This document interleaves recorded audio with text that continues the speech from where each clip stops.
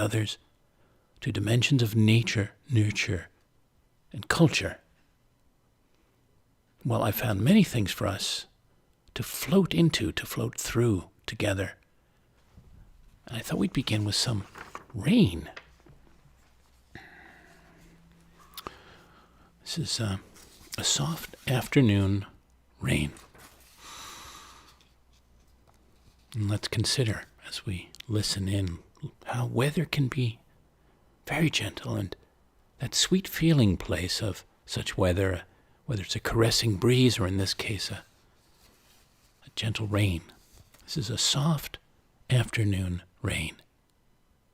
Falls on the skyward face of the pond, on the immaculate feathers of the swan floating solo, larghissimo, refreshes the grasses and willows, even more greenly glowing, openly weeping, fills the petite pitchers of wild flowers, bright orange between long, dry straws of reeds, moistens the petals of purple loose strife, ragweed, queenly lace, releases the bouquet of mosses, barks, and loam, brings coolness to the heat, freshness to the heart of the day, and a meditative water music to the midsummer stillness. Here's Louise Gluck's poem, Summer Garden. Several weeks ago, I discovered a photograph of my mother sitting in the sun, her face flushed as with achievement or triumph. The sun was shining. The dogs were sleeping at her feet, where time was also sleeping, calm and unmoving as in all photographs. I wiped the dust from my mother's face. Indeed, dust covered everything. It seemed to me the persistent haze of nostalgia that protects all relics of childhood. In the background, an assortment of park furniture, trees, and shrubbery. The sun moved lower in the sky. The shadows lengthened and darkened. The more dust I removed, the more these shadows grew. Summer arrived. The children leaned over the rose border, their shadows merging with the shadows of the roses. A word came into my head, referring to the shifting and changing, these erasures that were now obvious. It appeared and as quickly vanished. Was it blindness or darkness, peril, confusion? Summer arrived, then autumn. The leaves turning, the children bright spots in a mash of bronze and sienna.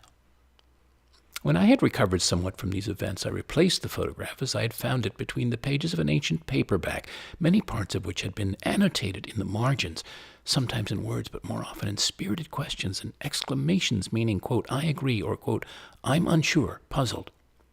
The ink was faded. Here and there I couldn't tell what thoughts occurred to the reader, but through the bruise-like blotches I could sense urgency as though tears had fallen. I held the book a while.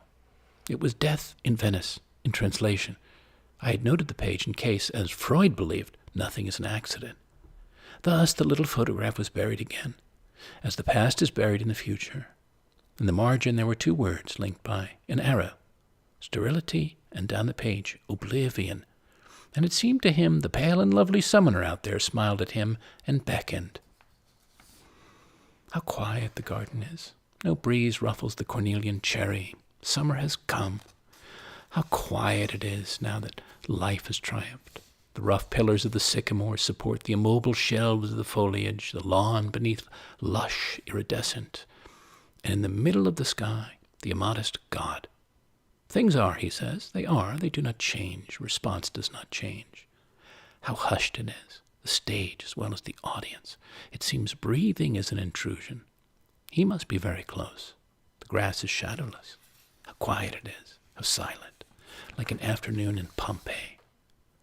Beatrice took the children to the park. In Cedarhurst the sun was shining. Airplanes passed back and forth overhead, peaceful because the war was over.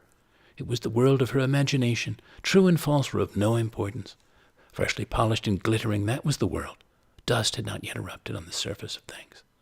The planes passed back and forth, bound for Rome and Paris. You couldn't get there unless you flew over the park. Everything must pass through. Nothing can stop.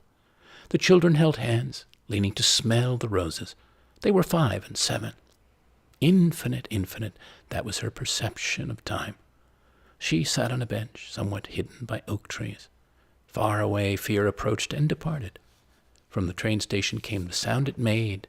The sky was pink and orange, older because the day was over. There was no wind. The summer day cast oak-shaped shadows on the green grass. Thank you, Louise Gluck. Well, I went to Wikipedia, who has this to say about gentleness. A personal quality which can be part of one's character. It consists in kindness, consideration, and amiability. Being gentle has a long history in many, but not all cultures. It's not passive. It requires a resistance to brutality. It does not submit to tyranny, but it responds with a tender awareness of others' experiences and pain. A second important usage was common in medieval times, associated with higher social classes, hence the derivation of the terms gentleman, gentlewoman, and gentry. The broadening of gentle behavior from a literal sense of that gentry to the metaphorical, like a gentleman, applicable to any person, was a later development. Most recently, the late philosopher and psychoanalyst Anne Dufourmentel wrote in her book, Power of Gentleness, that it was, above all things, a force of potentiality. Gentleness, she argued, is, quote, an enigma. It is taken up in the double movement of welcoming and giving. It appears on the threshold of passages, signed off by birth and death, because it has its degrees of intensity, because it is a symbolic force, and because it has a transformative ability over things and beings. It is a power. I found that very interesting. Maybe you did too. Curious about her book. I haven't read that. Well, part of being gentle to me, living gently, is how we engage with the natural world around us and with ourselves, of course. Here's an invitation to that, in a way. Kiss the earth. Kiss the earth with your feet, the sky with your eyes, the sea with your ears, your life with your softly parted heart. Kiss the earth. Then I went to the Marginalia, curious if anything might turn up of interest there, and Pema Chodron, the Buddhist, ordained Buddhist nun, contemplative, prolific author on gentleness. This is from her book, The Wisdom of No Escape and the Path to Loving Kindness. It's reflections on various aspects of how, quote, to be with oneself without embarrassment or harshness. And in there she says, if we see our so-called limitations with clarity, precision, gentleness, good-heartedness, and kindness, and having seen them fully, then let go, open further, we begin to find that our world is more vast and more refreshing and fascinating than we had realized before. The innocent mistake that keeps us caught in our own particular style of ignorance, unkindness, and shut-downness is that we are never encouraged to see clearly what is with gentleness. It's seeing our emotions and thoughts just as they are right now, in this very moment, in this very room, on this very seat. It's not about trying to make them go away, not trying to become better than we are, but just seeing clearly with precision and gentleness. The honesty of precision and the good-heartedness of gentleness are qualities of making friends with yourself. Thank you, Pema Chodron, for that.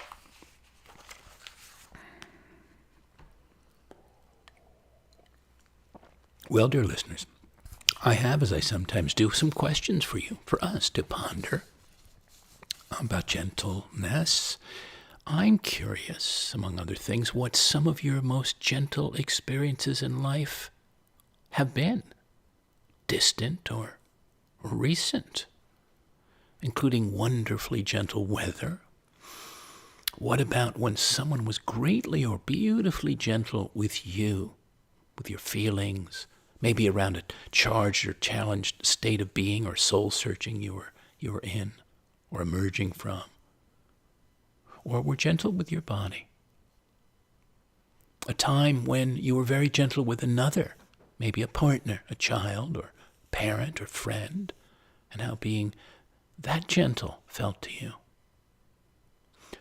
And what about being gentle with yourself when it was most needed, or maybe it's needed right now as I speak, wherever and however you are?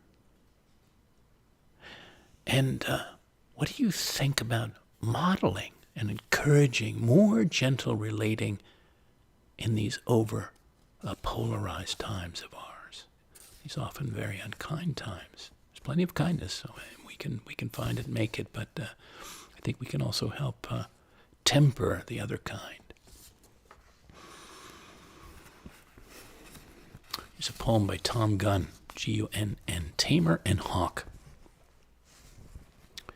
I thought I was so tough, but gentled at your hands. Cannot be quick enough to fly for you and show that when I go at your commands. Even in flight above, I am no longer free. You sealed me with your love. I am blind to other birds. The habit of your words has hooded me. As formerly, I wheel, I hover, and I twist, but only want to feel in my possessive thought of catcher and of caught upon your wrist. You but half civilize, taming me in this way. Through having only eyes for you, I fear to lose. I lose to keep and choose tamer as prey.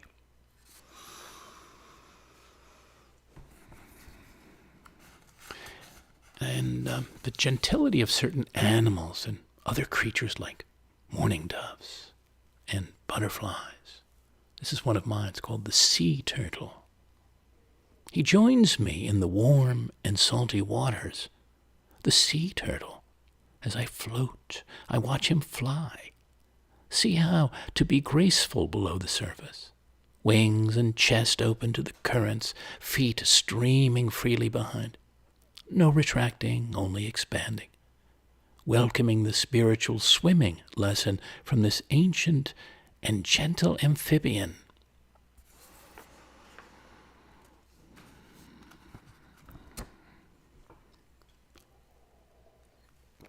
Here's Eric Chock, C-H-O-C-K. Lots of new poets tonight that I discovered. Well, new to me. And maybe to you. The Baits about fly fishing.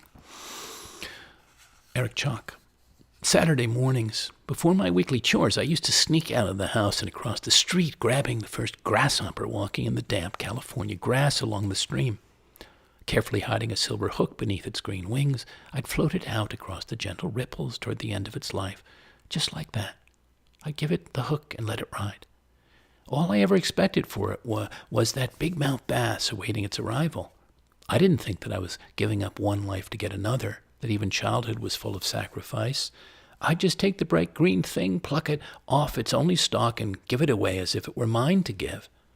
I knew someone out there would be fooled, that someone would accept the precious gift, so I just sent it along with the plea of a prayer, hoping it would spread its wings this time and fly across that wet glass sky. No concern for what inspired its life or mine, only instinct guiding pain toward the other side. Thank you, Eric Chock. And how about this one by Samuel Green, Night Dive. Down here, no light but what we carry with us. Everywhere we point our hands, we scrawl color, bulging eyes, spine, teeth, or clinging tentacles. At negative buoyancy, when heavy hands seem to grasp and pull us down, we let them. We don't inflate our vests, but let the scrubbed cheeks of rock slide past an amniotic calm. At 60 feet, we douse our lights, cemented by the weight of the dark, of water, the grip of the sea's absolute silence. Our groping hands brush the open mouths of anemones, which shower us in particles of phosphor, radiant as halos. As in meditation or in deepest prayer, there is no knowing what we will see. Thank you, Samuel Green. Night Dive.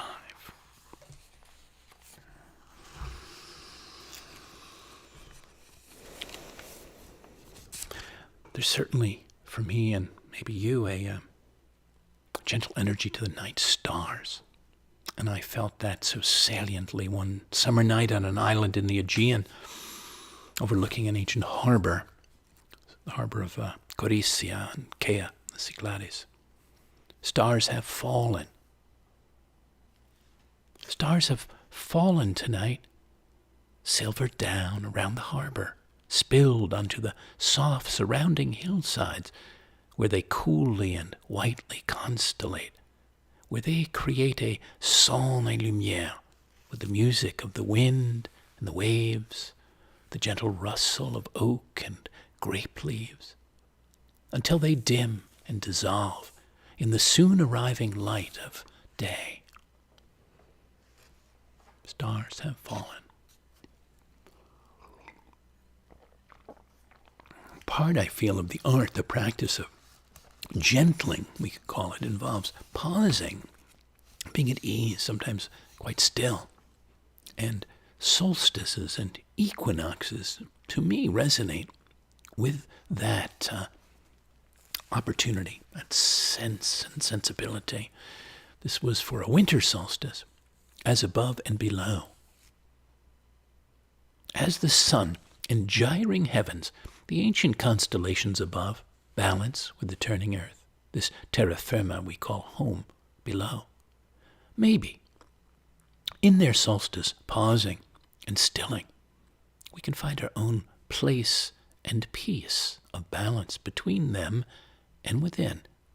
Feel the deeper harmony of our being, our equally remarkable and faithful natures. Welcome this season of our life and the rhyme of our living, and a sense of our next unfoldings, whatever they may be, however clear or mysterious. As we follow through all familiar and unknown bareness, darkness, the light of our own bright-gathered inner stars, spread the warmth of the truest, tenderest parts of our hearts. Lean into the comforting grounding of our earthly bodies as we wayfare out singly and together toward more sun-long days, gentle springs, and footloose, time-soft summers. As above and below. What kinds of people do you associate with gentle things, gentle, people gentle? Well, among mine are gardeners. And here's a poem for one master gardener I know and love, for Pat Morton. It's called P.S.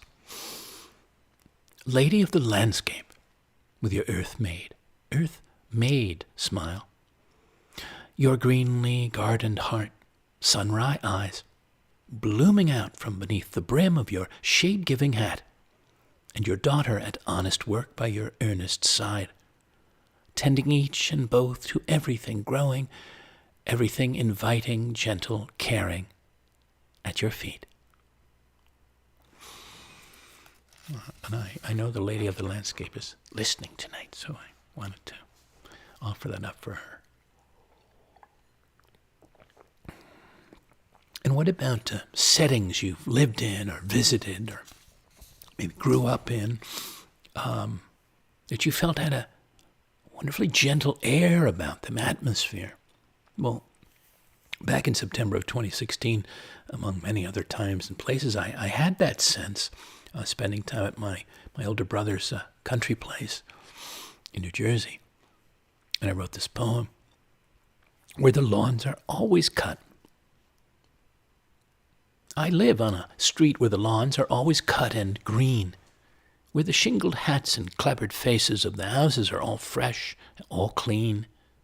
Barely a neighbor to be seen, mostly just the wind and sun moving gently through the trees on this well-kept country way of daily serenity, comforting continuity.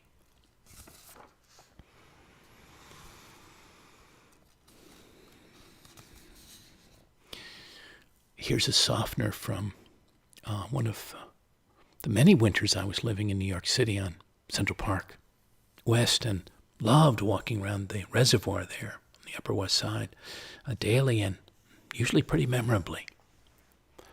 A soft time to walk, December 1999. Come on the walk with me here.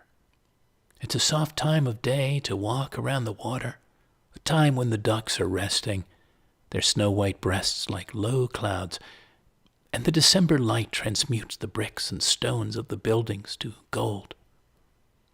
It's a soft time of day to walk when the mild air is musky with moist earth, and lovely leaves have fallen from the gowns of disrobing trees that ring the reservoir, a bowl of blue lake reflecting autumn under glass.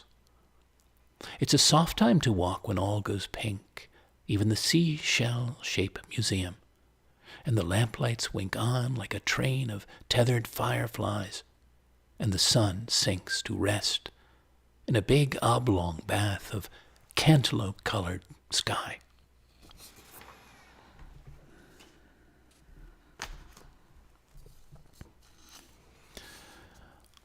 You might agree there's something to be said for young children, their softness of being, yes, for quite some time in their early years. You would remember that, watching them, but also being one. And those who also teach the very young, I find they have a certain gentle character often, in my experience. Well, I had this experience of gentleness in children at the Brooklyn Academy of Music at BAM in 2004. It was watching a scene from a Pina Bausch dance performance, and it was sort of, I guess there were scenes, we could call them, and this was a scene where this one character came out playing a cloud, and there were lots of children on the stage. And I entitled this poem, Für die Kinder, for the children. A blonde-headed, two-legged cloud with a large tin watering can, blown barefoot about by a gentle mouth, roses rain down there and there with a bending arm, and a few puffs later floats quietly off stage. Für die Kinder. I was looking at a couple of sort of whimsical things. I was thinking of the story of Ferdinand the Bull. I'm going to pass on that, but you may know about that story. He was right. The gentle bull just wanted to smell the flowers. Even when he went to the bullfight, he just couldn't muster himself to do that. He went back to his field and flowers. But I like this poem I came across by Mona van Duyn, The Gentle Snorer.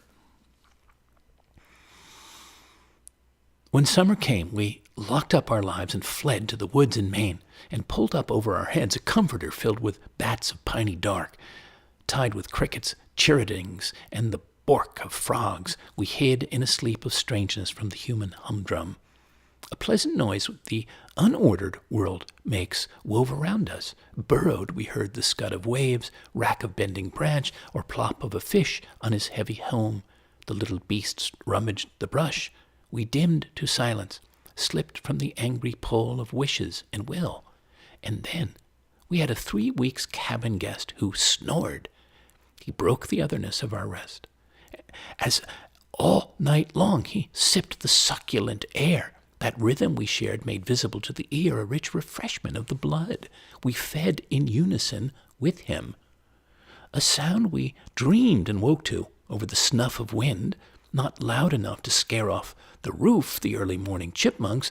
Under our skins we heard, as after disease, the bright, thin tick of our time. Sleeping, he mentioned death and celebrated breath. He went back home. The water flapped the shore. 1,000 bugs drilled at the darkness. Over the lake a loon howled. Nothing spoke up for us, salvagers always of what we have always lost. And we thought that what the night needed was more of man. He left us so partisan. Thank you, Mona van Duyn. I enjoyed that. Hope you enjoyed that.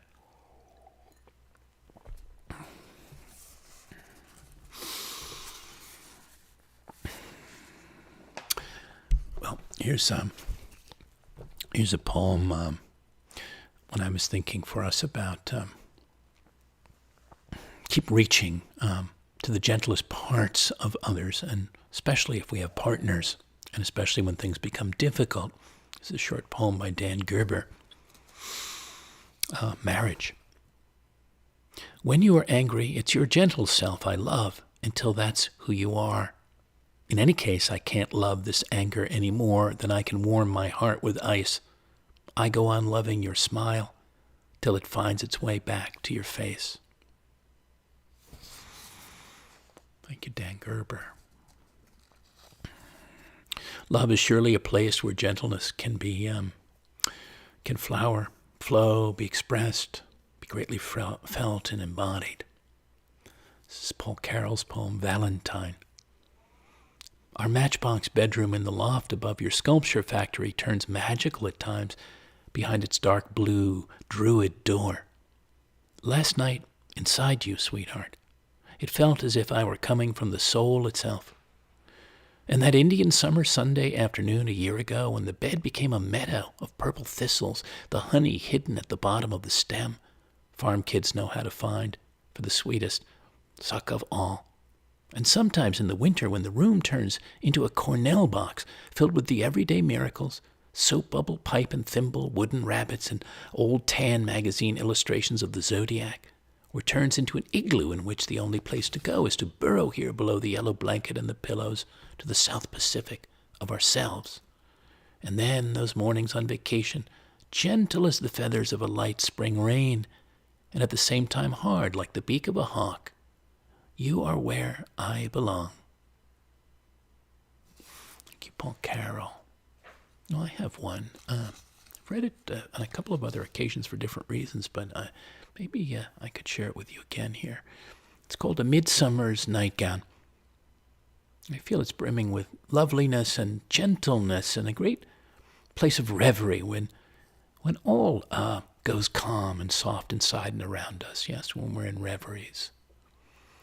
As I dusk dream in the evening breeze, eyes half open, to the outstretched water, under high green canopies, that silk song with leaves and robin's wings and cicadas that fade up and out at the edges of my ears, I imagine you appear, moving gently, midsummerly here.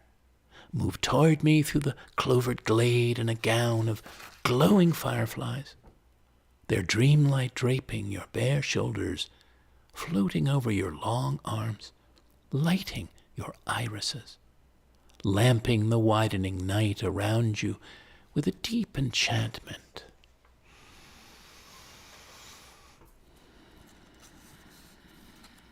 I came across a couple of other thoughts on gentleness. I'll give you two of them. It means recognizing that the world around us is fragile, especially other people. Recognizing our own capacity to do harm and choosing instead to be tender, soft-spoken, soft-hearted, and careful. When we're gentle, we touch the world in ways that protect and preserve it.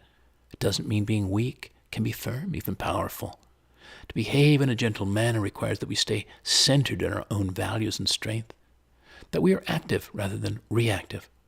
Coming from this center, a gentle word or touch can channel our energy into healing or making peace.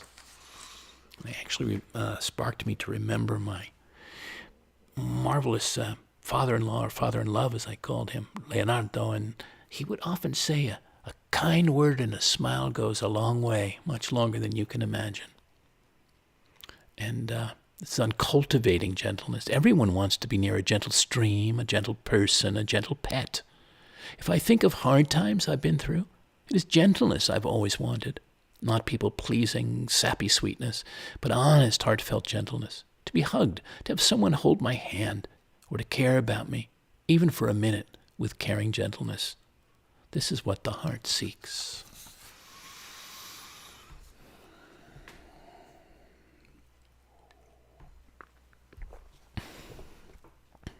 I also came across an article by Andy Mort, MORT.com. The 7 Habits of Highly Gentle People. He's a slow coach, quote, slow coach for gentle rebels. How about that for a line? And he says gentleness breeds peace, calm, and consistency of character. It's not volatile or abrupt in its response to the world. I've become to believe that acting with gentleness is an act of rebellion. It stands counter to the expectations of a quick-tempered, blame-fueled culture where we want to take our frustrations out by criticizing others, shirking responsibility, and fearing and fighting anyone or any way of life that we don't understand or subscribe to. So he talks about how can we develop strength founded in gentleness, and we'll just go to his number 3, which is allow yourself to care. Simply acknowledging and allowing yourself to care about things, other people, the world, your hopes and dreams. It's so easy to become disenfranchised and switch off your heart. Certain situations can quickly feel hopeless, pointless, and futile if we allow them. Our experiences can lead us to become disinterested, but we can become ever more gentle, my friends. If we're not already, it can always be more, I think. Here's a poem I wrote for my goddaughter, Excel, on her 23rd birthday a while back, but I feel it applies to many of us, maybe all of us. It's called What Shapes You. As you live your life, year by year, season by season, day by star-born night, forms and fashions, sculpts and stipples you. There's the nature of the landscapes and cultures you move and deep breathe through, the weather of elements, relationships, calms and storms of the heart you're exposed to, the workings and playings of your mind, your dreams, the transits of the planets, the music of the natural world, all shaping and reshaping you, slightly too finely, gently too greatly, as you live and love through every part of your beautifully pliant life. What shapes you? So that relationship of kindness to gentleness. Naomi Shehabnai's poem, Kindness. Before you know what kindness really is, you must lose things. Feel the future dissolve in a moment like salt in a weakened broth. What you held in your hand, what you counted and carefully saved, all this must go. So you know how desolate the landscape can be between the regions of kindness. How you ride and ride, thinking the bus will never stop. The passengers eating maize and chicken will stare out the window forever. Before you learn the tender gravity of kindness, you must travel where the Indian in a white poncho lies dead by the side of the road. You must see how this could be you, how he too was someone who journeyed through the night with plans and the simple breath that kept him alive. Before you know kindness as the deepest thing inside, you must know sorrow as the other deepest thing.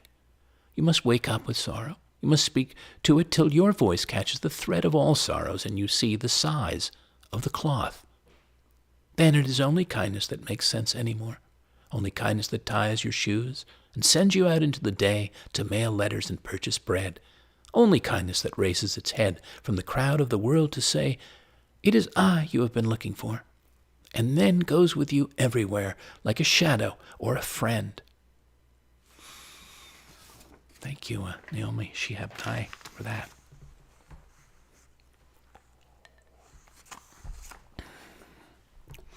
Well, I thought wistfully about true gents I knew firsthand or heard stories about, and I have a few in poem form I wanted to share. And the first is about Billy Bryan, amazing Southern gentleman in all senses, who I knew, and this was after his passing. This was sent made for him, but also given to his beautiful family. Flying south.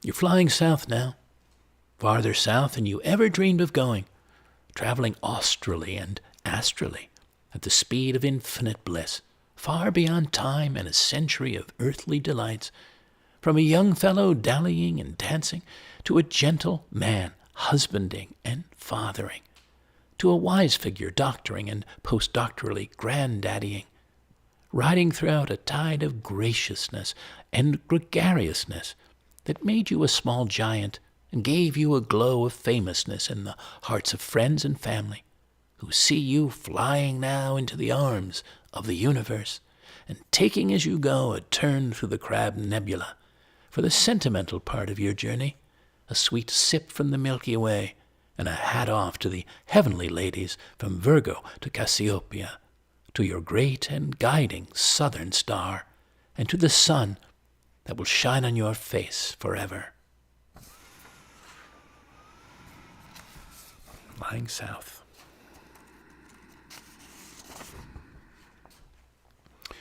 Cecil Hemley's poem, Two Gentle Women. With their mysterious clatter and their pale robes, seeing the sunset spatter and the garden flowers that fold, and at the gate coming up in their gray tweeds their men from the trains, as sure as the evening, with the children's laugh and the dog's ears bending, catching a distant sound, and their world fragile as china, chintz, the lace in their curtains, dreaming of fountains evoked by hands hitting the sevenths, and knowing tragedy as the woman who dies in the 18th chapter, with blood a remembrance of the time their fingers were pricked in the fall of the nations distant across the sea where the armies have been, when the houses crumble and the street men whirl, rioting the dark cities and the Caesars ride. Then will the gentlewomen rise from their chairs and walk into the silence where Marie of Austria sleeps. Thank you, Cecil Hemley. Alan Bosquet, an old gentleman. I am an old gentleman who, in his bath, knows that the world is gradually slipping away from him. He washes, pinches himself, not caring if it's raining outside or if the sky comes in through the window to converse briefly with him. He wonders what his shoulder is for. He loses his mind bit by bit, certain that his soul will soon no longer function. Water strokes him. The century still has a sweet smell. I am an old gentleman, a towel around his neck, who, looking for his glasses, has lost his life deep within the mirror. Thank you, Alan Bosquet. Well, I call us each and all to gentleness. I've been doing that, I think, in certain ways here and in my day-to-days out in the world. Come sit by the lily pond. Come, sit by the lily pond. Quietly compose yourself in cool serenity. Let your thoughts drift here like blossoms on the water's calm surface.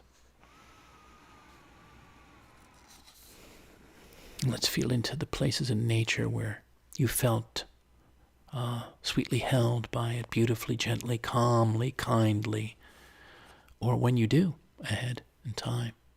This is on a deep green rise. You hike with long legs up to a deep green rise, shirt unbuttoned to the sun, sleeves rolled, and stop to drink in the serene blue lake, bathe in the lather of the country clouds, long, soft, gentle clouds, their undersides still warm from the day. You lie down, face, chest, palms to the sky. Let all the elements converge.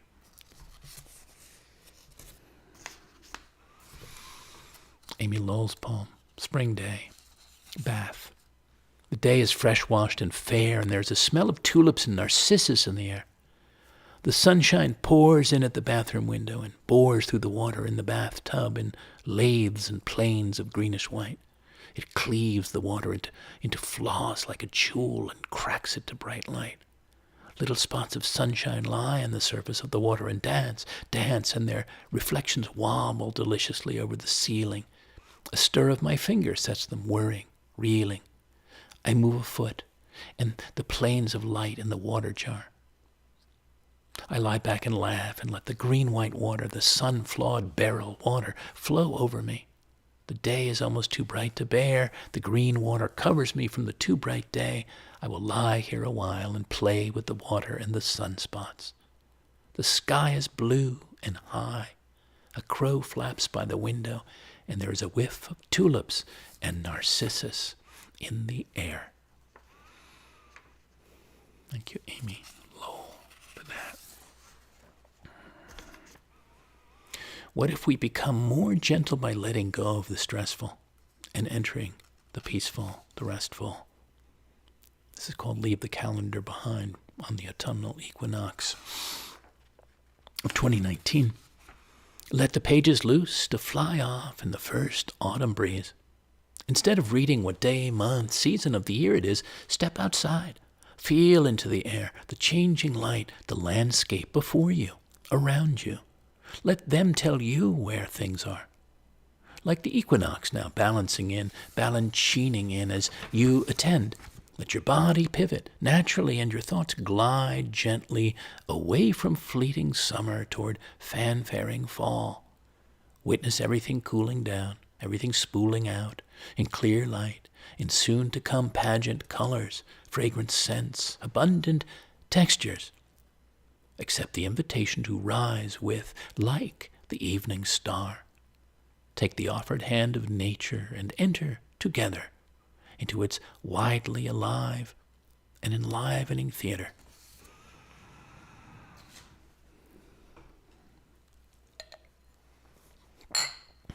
Jane Hirschfield's poem, Tree. It is foolish to let a young redwood grow next to a house. Even in this one lifetime, you will have to choose. That great calm being, this clutter of soup pots and books. Already the first branch tips brush at the window. Softly, calmly, immensity taps at your life. Thank you, Jane Hirschfield, for that. And here's Jeffrey Brock's poem, The Day. It hangs on its stem like a plum at the edge of a darkening thicket. It's swelling and blushing and ripe, and I reach out a hand to pick it, but flesh moves slow through time, and evening comes on fast, and just when I think my fingers might seize that sweetness at last, the gentlest of breezes rises, and the plum lets go of the stem, and now it's my fingers ripening and evening that's reaching for them. Thank you, Jeffrey Brock. And let's return once more to the weather, the wonderfully softening effects it can have on us, on our bodies, our spirits. Early summer morning after rain. New York City, stepping into the city after a night-long rain onto cool, wet cobblestones, into full floating scents of moist earth, thriving green leaves, the lime musk of sycamore bark, the pale perfume of a run-wild rose bush, into quietly inviting feelings of freshness, lushness, everything washed down, washed clean, every planting overspilling, past puddles in the walking path, all clear and still, like the reservoir I circle softly round. But for the ripple of a bell from an old church tower ringing the morning hour across the water.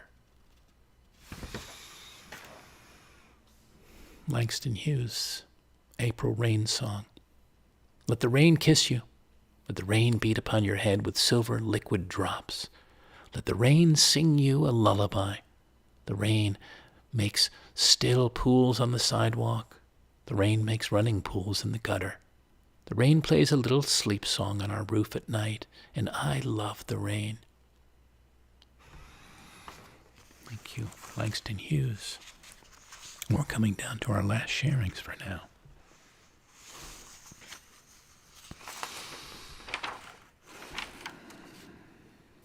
August Morning by Albert Garcia.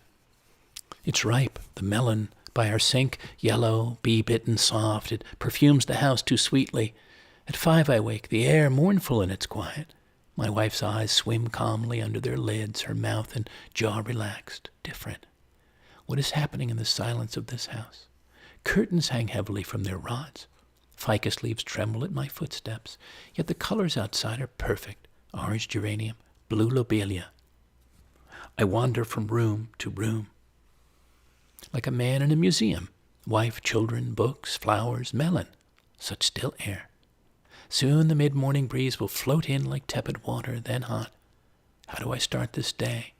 I who am unsure of how my life has happened or how to proceed amid this warm and steady sweetness. Thank you, Albert Garcia. Next to last, another equinox poem. Serenely Centered. You're floating straight up above a field or an ocean, a forest or mountain.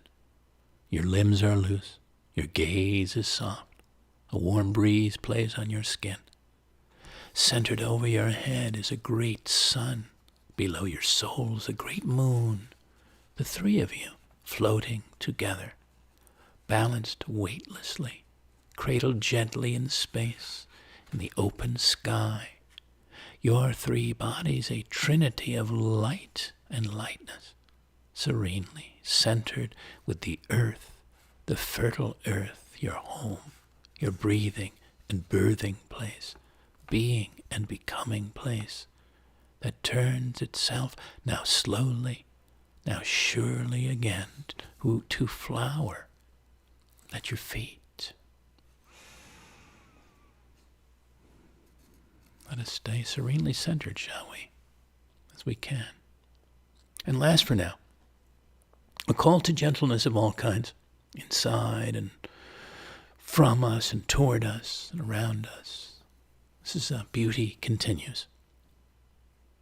While countries, armies, and ideologies battle, bees make honey, butterflies float and drink the nectar from gently open flowers.